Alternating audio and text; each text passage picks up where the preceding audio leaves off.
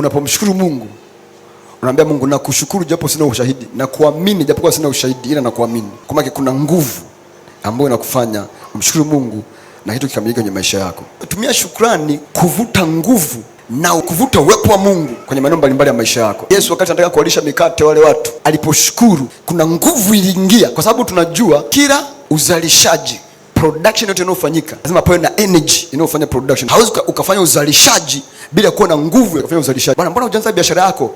Sina nguvu na nimekosa nguvu ya kuanza. Maana nimekosa mtaji. Hiyo ndio nguvu yenyewe. Ili kitu kitendeke, kwenye kila unachoona kinafanyika kuna nguvu na kuwepo. Kwa hiyo ili mikate iongezeke, kuna nguvu imetumika kuifanya itokee. Ile nguvu ni nguvu ya kiroho. Kwa maana shukrani inavuta nguvu za kimungu ndani ya mtu kufanya kitu kwenye eneo husika ambalo mtu ameamua kumshukuru Mungu kwalo. Kwa hiyo mahali popote ambapo unataka nguvu za Mungu ziingie kwenye eneo husika na kutenda kazi upande wako, achilia shukrani mbele za Mungu kwenye hilo eneo, ili nguvu za Mungu ziingie na kuleta matokeo kwenye hilo eneo. Shukrani inavunja vikwazo, inavunja vipingamizi, inavunja minyororo ya kiroho. Sasa kama inavunja, maana kuna nguvu inayovunja. Matendo ya Mitume sura 16 ukisoma utakutana na habari ya Paulo na Sila. Kusoma mstari 25 na 26. Lakini panapo usiku wa manane, Paulo na Sila walikuwa wakimwomba Mungu na kumwimbia nyimbo za kusifu, na wafungwa wengine walikuwa wakiwasikiliza. Ghafla pakawa tetemeko kuu la nchi, hata misingi ya gereza ikatikisika, na mara hiyo milango ikafunguka, vifungo vya wote vikaregezwa. Yule mlinzi wa gereza akaamka, naye alipoona ya kuwa milango ya gereza imefunguka, alifuta upanga, akataka kujiua, akidhani ya kuwa wafungwa wamekimbia. Basi Paulo na Sila walikuwa wakimwomba Mungu na kumwimbia nyimbo za sifa.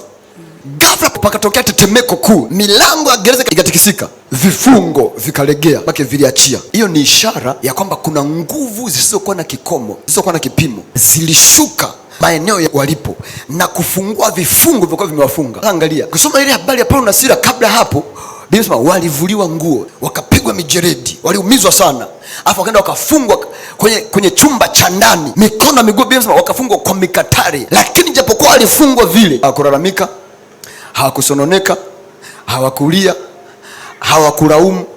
Wakaanza kuomba na kumwimbia Mungu nyimbo za sifa. Shukrani ni zaidi ya kumwambia Mungu asante. Ile hali ya moyo wako ya kutambua na kuthamini mkono wa Mungu, msaada wa Mungu, umuhimu wa Mungu, neema ya Mungu itendao kazi kwenye maisha yako, ni ule uthamani, namna hali ya moyo wako unavyoweka unavyothamini na kutambua ule uzito ambao unaweka juu ya Mungu, juu ya kutambua umuhimu na msaada na neema ya Mungu ndani ya maisha yako. Shukrani ni hali ya moyo ya kutambua ya kwamba bila Mungu mimi siwezi. Shukrani ni ile hali ya ndani ya moyo wako inayotambua kwamba vile nilivyo, chochote nilicho nacho, namna nilivyo na mahali nilipo ni kwa neema tu, ni Mungu peke yake, sio kwa uwezo wangu, sio kwa nguvu zangu, bali ni kwa nguvu zake na ni kwa neema yake peke yake. Shukrani ile hali ya moyo ndani ya moyo wako ya kutambua kwamba bila Mungu mimi sio kitu. Hivi nilivyo na mahali nilipo na namna nilivyo ni Mungu peke yake. Kwa unaweka uzito na uthamani kwa Mungu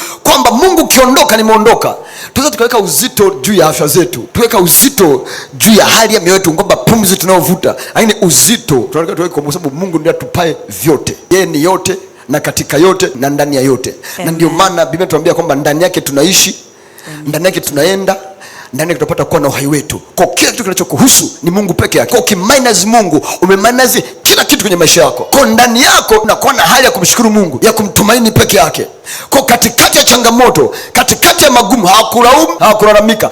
Walijua kwamba kwenye shukrani kuna nguvu, na walijua kwamba maombi peke yake bila kumshukuru Mungu kwa sifa, bila kumshukuru Mungu kwa kumtukuza, bila kumshukuru Mungu kwa kumuinua, tutakosa kipande cha nguvu za kwake za kutusaidia kwenye mambo ya maisha yetu. Walipomshukuru Mungu, nasema mahali pale pakatikiswa, vifungo vikaachia. Kwa hiyo tumia shukrani kuvunja vifungo mbalimbali kwenye maeneo mbalimbali ya maisha yako. Unapomshukuru Mungu, kuna vifungo automatic vinaondoka, unavyovijua na usivyovijua. Ndio maana unapomshukuru Mungu, ghafla unajikuta kuna mambo yanaweza kutokea kwenye maisha yako ambayo hukujua yatatokeaje, hukutarajia yatatokeaje. Unaweza kushangaa tu kuna simu inaita, ndio mpenyo wenyewe huo. Unaweza kushangaa tu unakutana na mtu, ndio mlango umefunguka hivyo. Unaweza ukashangaa tu kuna kitu kimetokea, ndio kutoka umetoka huko, unajua kuna hali imepotea iliyokuwa inakusumbua, kama matokeo ya kumshukuru Mungu.